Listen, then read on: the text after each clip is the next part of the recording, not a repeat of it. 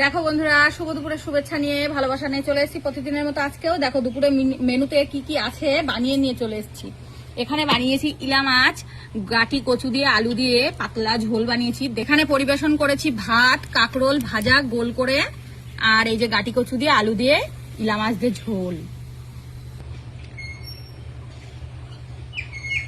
দেখো বন্ধুরা আজকের মেনুটা কেমন হয়েছে। এই যে ঝোল ঢেলে নিলাম,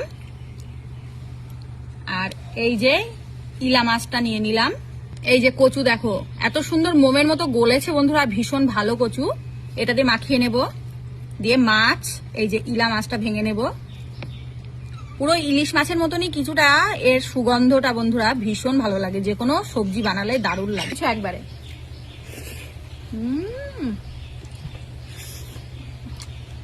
আজকের দুর্দান্ত ছিল মেনু।